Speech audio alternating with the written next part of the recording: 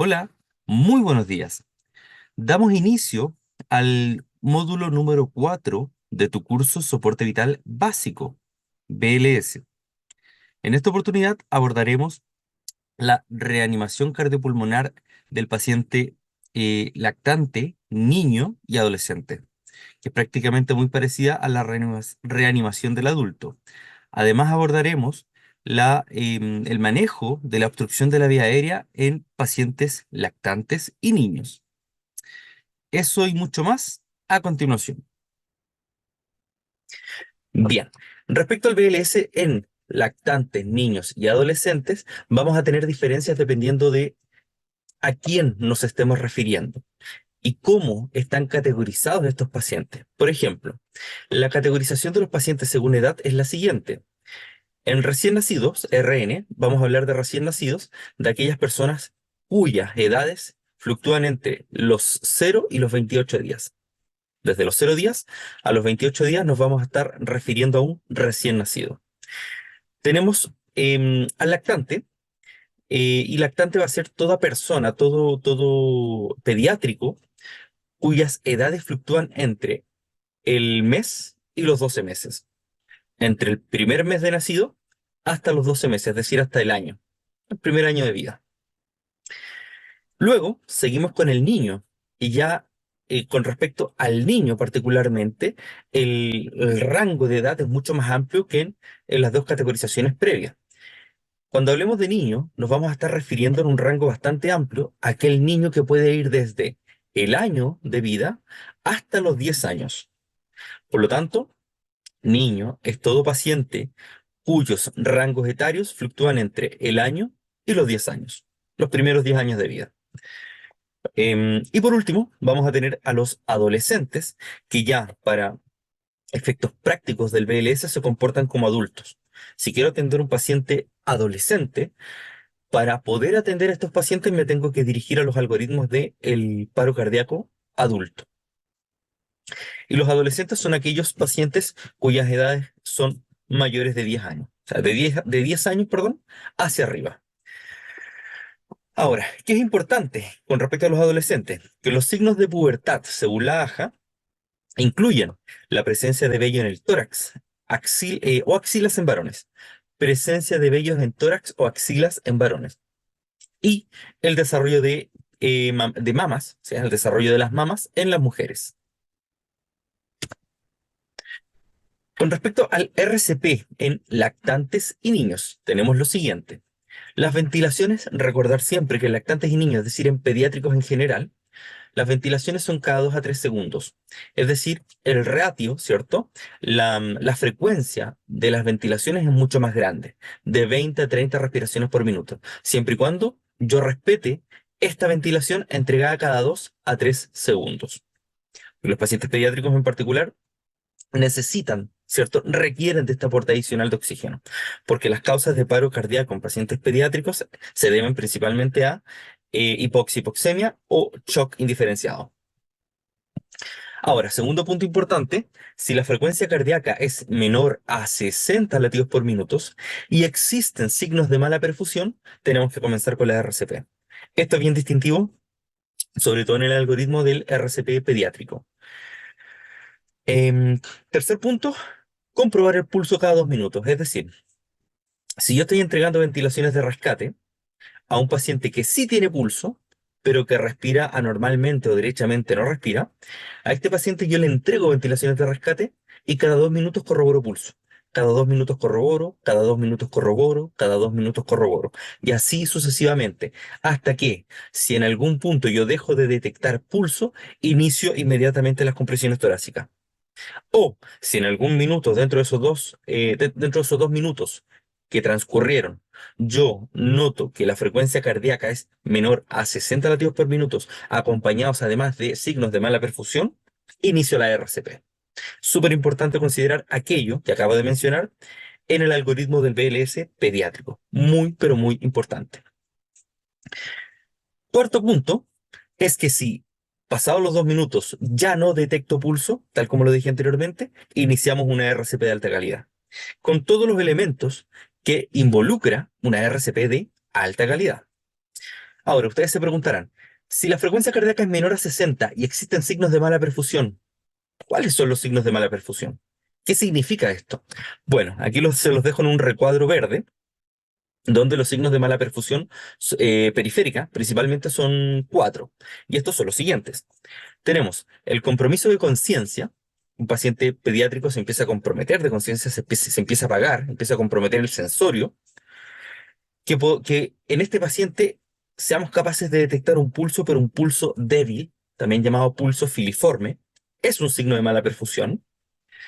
Que en este paciente, al que estamos evaluando, detectemos extremidades frías o que en este paciente pediátrico, además detectemos una coloración anormal en la piel de nuestro paciente, como por ejemplo una piel pálida, cianótica o marmórea.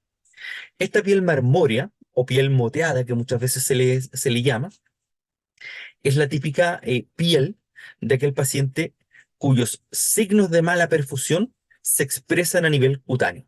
Por lo tanto, si yo llego a detectar en un pacientito, ya sea adulto pediátrico, una piel moteada, un mottling, o una piel marmórea, que es lo mismo, eso ya es un indicador de mala perfusión tisular a nivel periférico en ese paciente. Si la piel está pálida, probablemente estemos ante casos de hipovolemia importante, ya sea hemorrágica o no hemorrágica.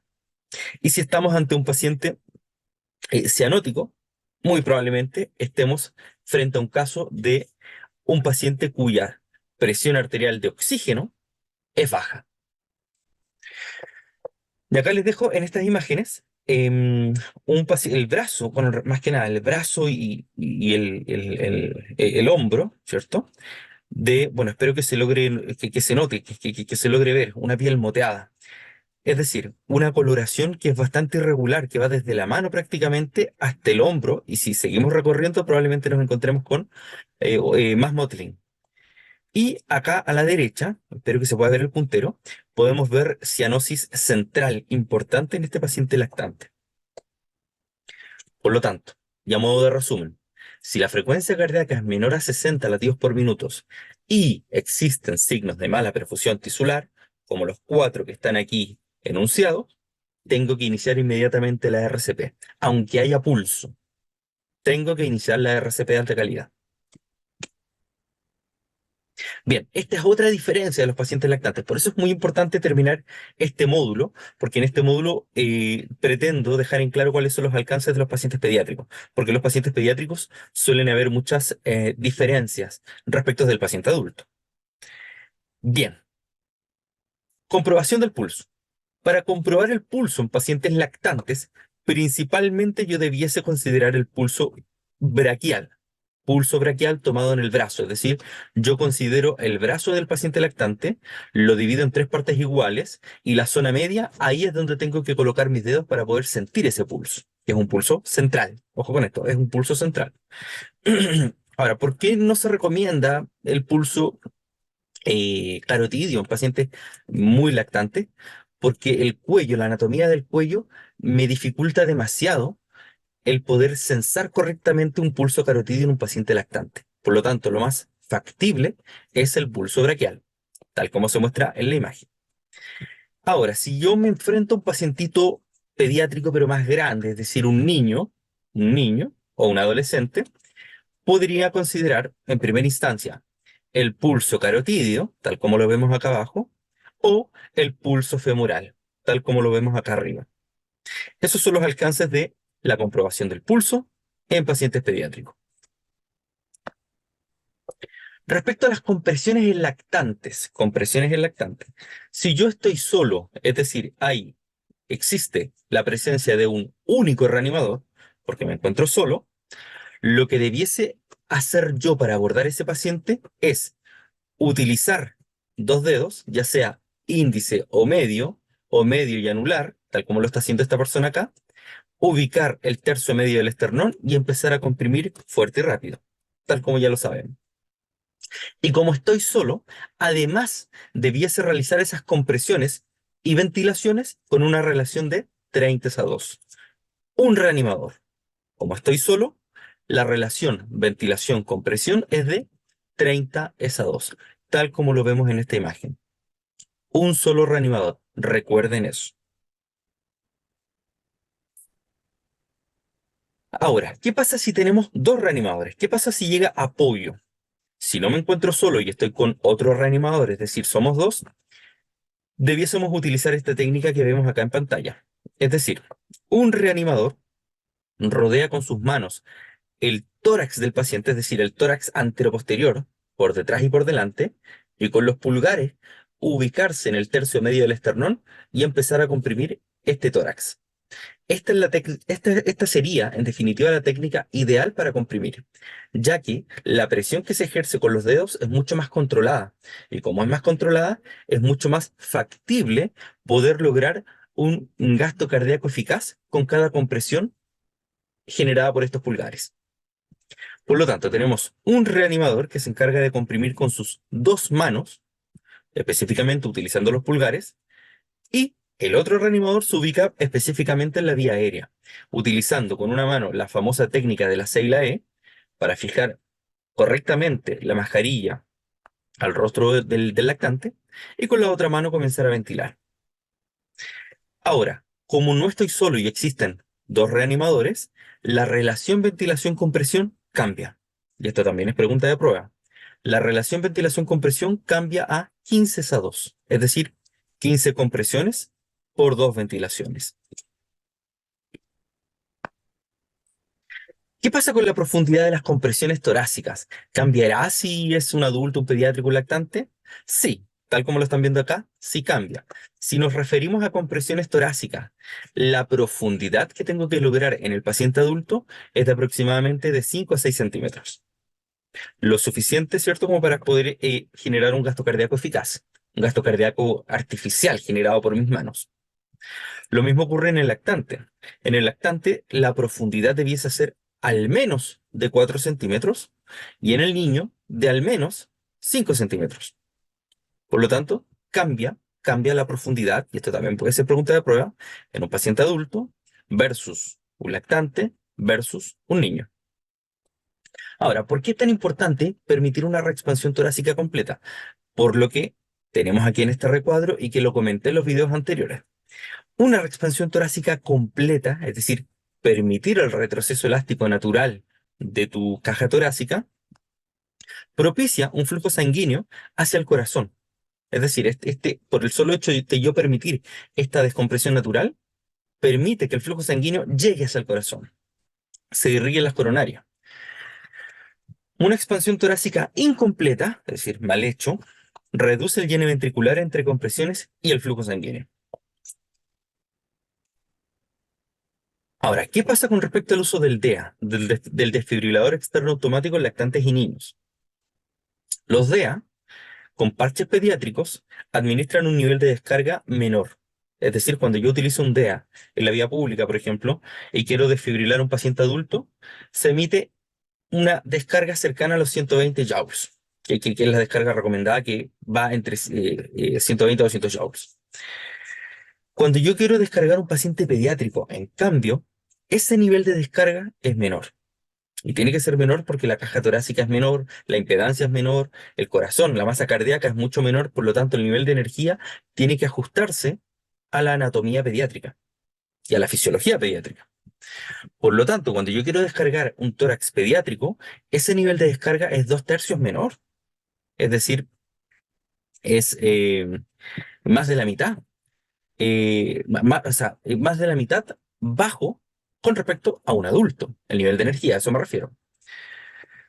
La energía de descarga del DEA se puede reducir por medio de dos elementos, ya sea por medio de los cables pediátricos, que ya viene listo, ¿cierto? A través del DEA mismo. Recordemos que los DEA pueden ir variando unos con otros, perdón, dependiendo de la marca, dependiendo del modelo. Hay DEAs que tienen un botoncito que te permite a ti distinguir si vas a descargar un adulto o un pediátrico. Ese es el mejor de todo, porque con ese botón tú ya distingues y puedes elegir, comillas, elegir el nivel de energía. ¿Ya? El día va a saber qué es lo que tiene que hacer. En cambio, hay otros en donde tenemos que utilizar un dispositivo externo al cual le vamos a llamar atenuador. Y el atenuador es lo que estamos viendo acá. Fíjense que ahí tenemos los parches pediátricos. Si seguimos el cable, el cable entra dentro de este dispositivo, ¿cierto? Y este es ¿cómo decirlo? Es no interruptor, el conector, ¿cierto? Que, valga la redundancia, tenemos que enchufar o conectar en el desfibrilador. Y esta cosita que tenemos acá en amarillo es el atenuador. Va a depender, insisto, del tipo de desfibrilador externo automático con el que cuentes. Unos vienen por defecto y en otros tenemos que utilizar esto que te estoy mostrando acá. ¿Y qué hace el atenuador? Como bien su nombre lo indica, es atenuar, reducir el nivel de energía que proyecta este desfibrilador. Y como estamos hablando de pacientes pediátricos, normalmente la caja torácica del paciente pediátrico es pequeña. Y como es pequeña, no podemos permitir que los parches se solapen. No podemos permitir que los parches se toquen unos con otros. Y para evitar eso, podemos colocar estos parches en posición antero-posterior, es decir, uno por delante y otro por detrás.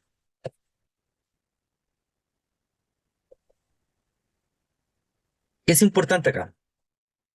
Si yo voy a utilizar el desfibrilador en pacientes pediátricos menores de 8 años versus en aquellos pacientes mayores de 8 años, van a haber diferencias importantes. Por ejemplo, si el niño tiene menos de 8 años, ¿cierto? Idealmente, si estamos en la vía pública y no conocemos la característica del niño, tendríamos que empezar a juzgar, ¿cierto? Según la contextura o la anatomía del paciente, en caso de que yo no llegase a tener ningún tipo de información del pediátrico. Pero si estamos en la calle y algún cercano me dice, no, tiene 5 años, 7 años, 8 años, ahí puedo discriminar de mejor manera. Eso es importante también considerarlo, porque hoy por hoy los pediátricos están bastante grandes, es decir, tenemos pacientes pediátricos que parecen adolescentes y adolescentes que parecen pediátricos, o sea, que parecen en contextura, pero si analizamos la edad, son bastante menores. Bien, retomando. En pacientes menores de 8 años, utilice parches pediátricos. Si tiene menos de 8 años, el parche tiene que ser pediátrico, es decir, con un nivel de descarga menor. Algunos incluyen el atenuador que ya te mencioné, y si no dispongo de parches pediátricos, porque el DEA era de adulto o tengo un DEA desfasado, ¿cierto? Antiguo, si no dispongo de un DEA que cuente con parches pediátricos, puedo utilizar en este paciente los parches de adulto. Lo puedo utilizar. Aunque la energía sea mayor, lo puedo utilizar. Me va a servir igual. Sin embargo, si el paciente es mayor a 8 años, o sea, tiene más de 8 años, tengo que utilizar los parches de adulto, derechamente los parches de adulto.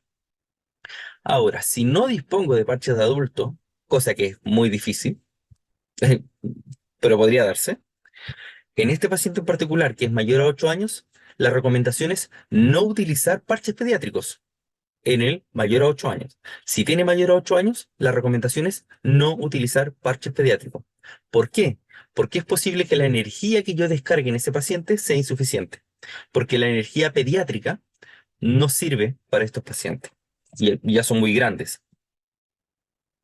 También es importante.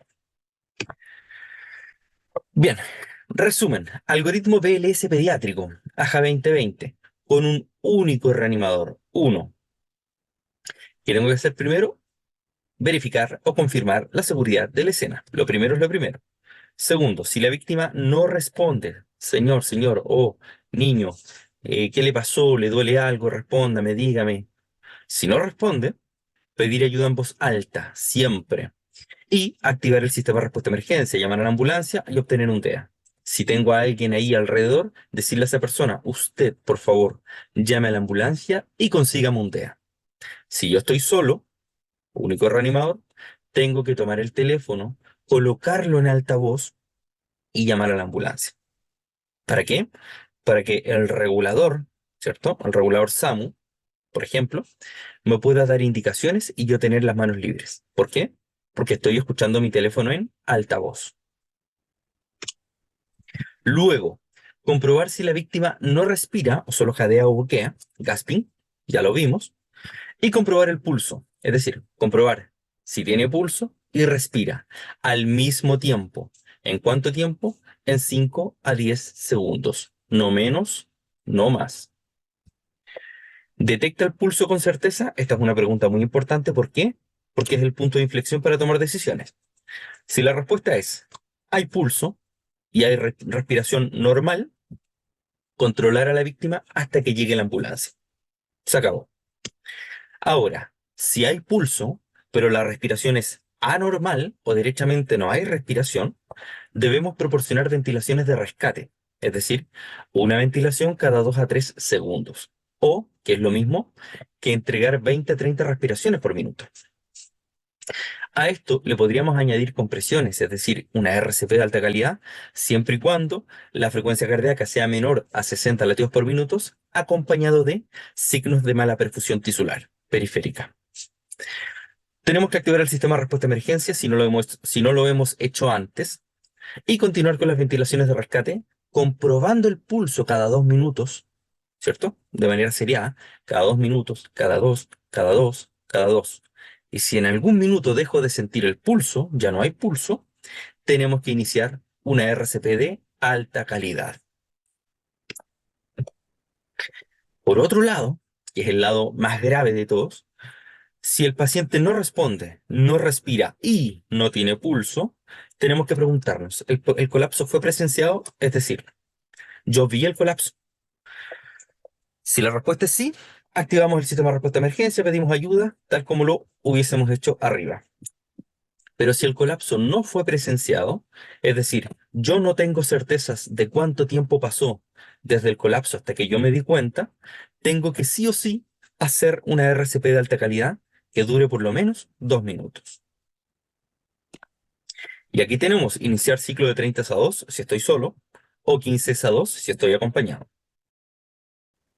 Si después de 2 minutos de haber hecho RCP continúo estando solo, ahí recién puedo dejar sola a la víctima para pedir ayuda.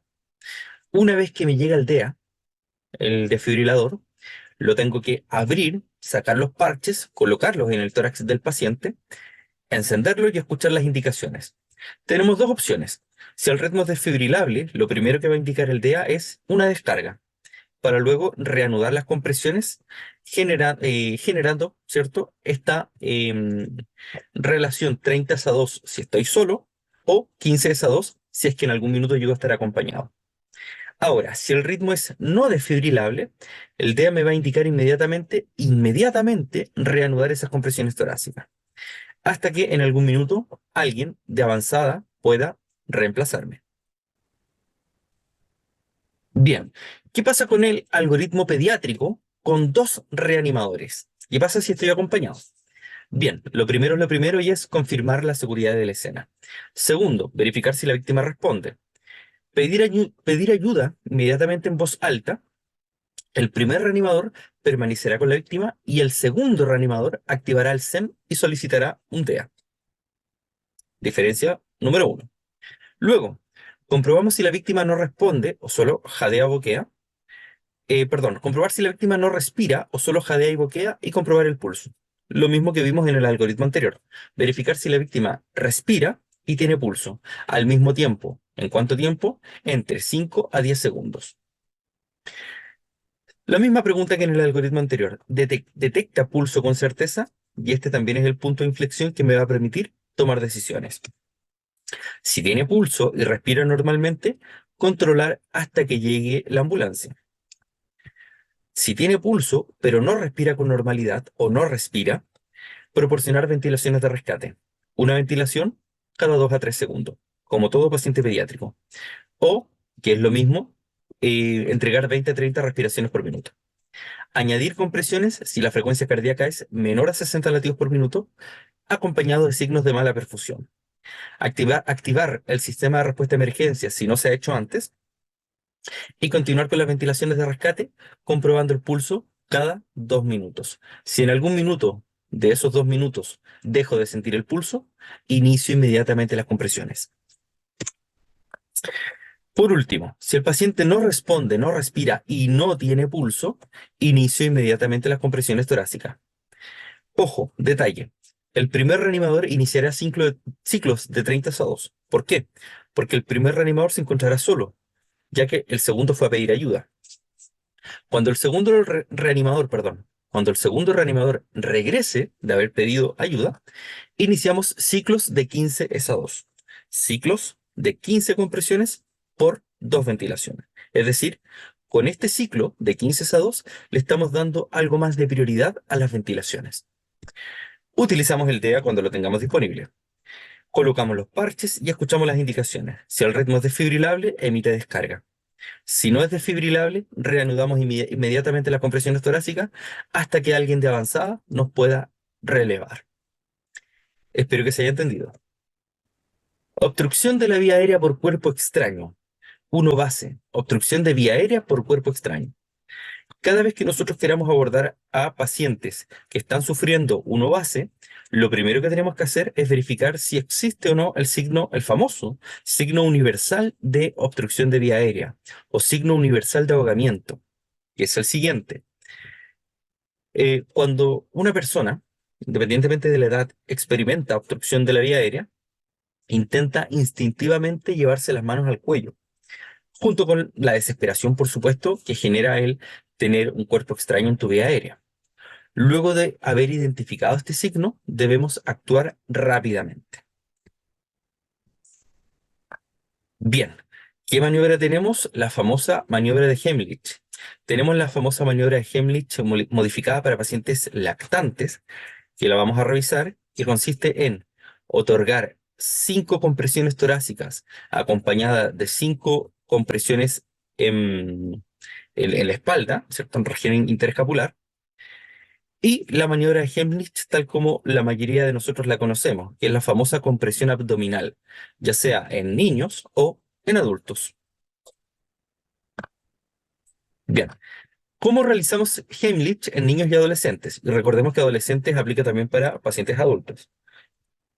1. Sitúese de pie o arrodillado, dependiendo de la estatura de tu paciente, y rodee con los brazos alrededor de la cintura del paciente. Lo primero.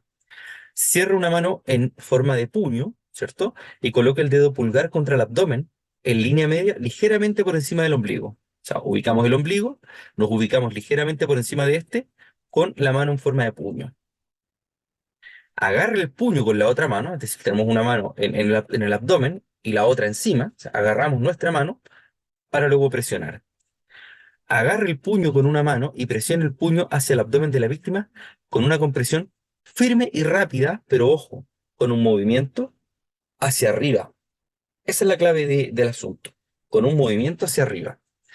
Repita hasta que el objeto salga expulsado o la víctima quede inconsciente. Aquí tenemos a un paciente adulto.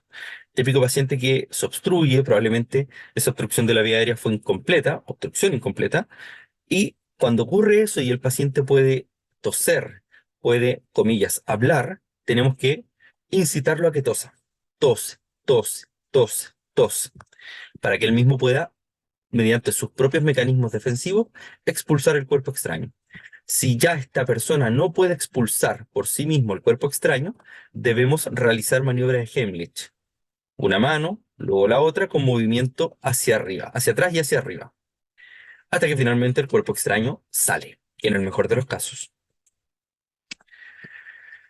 Bien, maniobra de Heimlich en lactante. Esto es un poco más complicado. Es por eso que lo resumí a modo de algoritmo. Este algoritmo, comillas, mío. Bien, ¿cómo lo tenemos que hacer en lactantes? Lo primero, ante todo, siempre confirmar seguridad de la escena. Siempre confirmar seguridad de la escena.